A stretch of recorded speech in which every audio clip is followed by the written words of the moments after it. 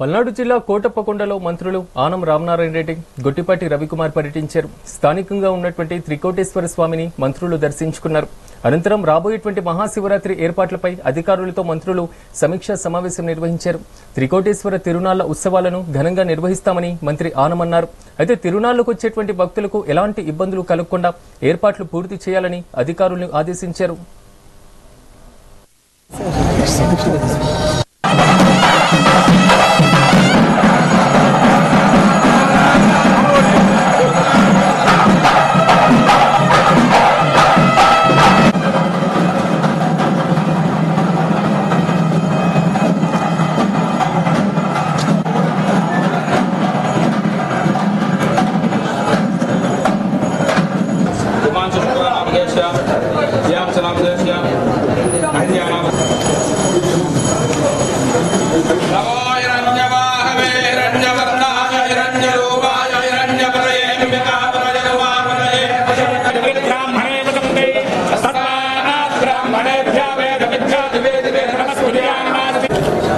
త్రికోటేశ్వర స్వామి ఉత్సవాలని వైభవంగా మహాశివరాత్రి పర్వదినాన చేయడానికి ప్రభుత్వం తీసుకునే నిర్ణయాలని సమీక్షించి ఏమైనా అవసరాలున్నా ఇంకా కొన్ని ఎక్కువగా ఏర్పాట్లు చేయాల్సి ఉన్న అధికారులతో సమీక్షించడానికే ఈరోజు ప్రత్యేకంగా సమయం కేటాయించుకొని ఇక్కడికి రావడం జరిగింది. వచ్చిన సందర్భంలో అన్ని శాఖల అధికారుల యొక్క సమాచారం అంతా కూడా జిల్లా కలెక్టర్ గారు, ఎస్పీ గారు, డిఎఫ్ఓ గారు వారి వారి పరిధిలో అన్నీ కూడా చెప్పడం జరిగింది.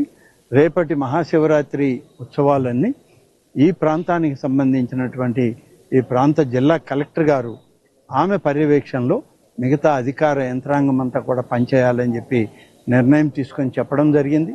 డిస్ట్రిక్ట్ మ్యాజిస్ట్రేట్గా ఆమె అన్ని బాధ్యతలు ఉన్నాయి.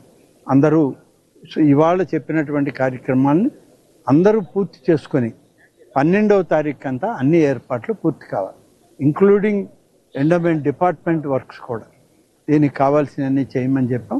త్రాగునీరు కానీ, శానిటేషన్ విషయంలో కానీ, క్యూ లైన్లలో ఉన్నటువంటి భక్తులకి మజ్జిగ, అలాగే పాలు, బిస్కెట్లు, మహిళలకి, పిల్లలకి, పసిబిడ్డలకి కూడా కావాల్సినటువంటి సౌకర్యవంతంగా వాళ్ళకి ఇవ్వాలని చెప్పాం.